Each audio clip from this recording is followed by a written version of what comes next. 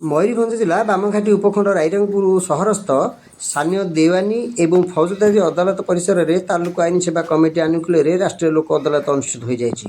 ଏଥିରେ ଏଡିଜେ କୋର୍ଟରେ MACT ମାମଲା 8ଟି ମଧ୍ୟରୁ ଶୂନ୍ୟ କାର୍ଯ୍ୟାନୁଷ୍ଠାନ, ଡିକ୍ରି ଜାରି ମାମଲା 1ଟି, ସିନିୟର ସିଭିଲ ଜଜ୍ କୋର୍ଟରେ ବ୍ୟାଙ୍କ ପରିଶୋଧ ମାମଲା 8ଟି ମଧ୍ୟରୁ ଶୂନ୍ୟ, ବୈବାହିକ ବିବାହ ମାମଲା 9ଟି ମଧ୍ୟରୁ 3ଟି, ଅନ୍ୟ ସିଭିଲ ମାମଲା 17ଟି ମଧ୍ୟରୁ 1ଟି, SDJ କୋର୍ଟ ପରେ ବୈବାହିକ ବିବାଦ 2ଟି, ଅନ୍ୟାନ୍ୟ ସମାଧାନଯୋଗ୍ୟ ବିବାଦ ମାମଲା 28ଟି ଏବଂ JMFC କୋର୍ଟରେ ଚେକ୍ ବାଉନ୍ସ ମାମଲା ଅବା NI ଆଇନ 3ଟି ମଧ୍ୟରୁ ଶୂନ୍ୟ ଏବଂ ବୈବାହିକ ବିବାଦ 5ଟି ମଧ୍ୟରୁ 1ଟି ଅର୍ଥାତ୍ 61ଟି ମଧ୍ୟରୁ 36ଟିର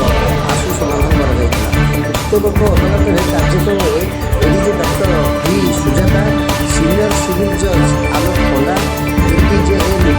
ମନୀନ୍ଦ୍ର ଭୂଷଣ ସାହୁ ଓ JMC ଚେତନା ପଟ୍ଟନାୟକ ପ୍ରମୁଖ ଯୋଗ ଦେଇଥିଲା ବେଳେ ସମସ୍ତ ଆଇନଜୀବୀ ସହଯୋଗ କରିଥିଲେ। ଏହି ଲୋକ ଅଦାଲତରେ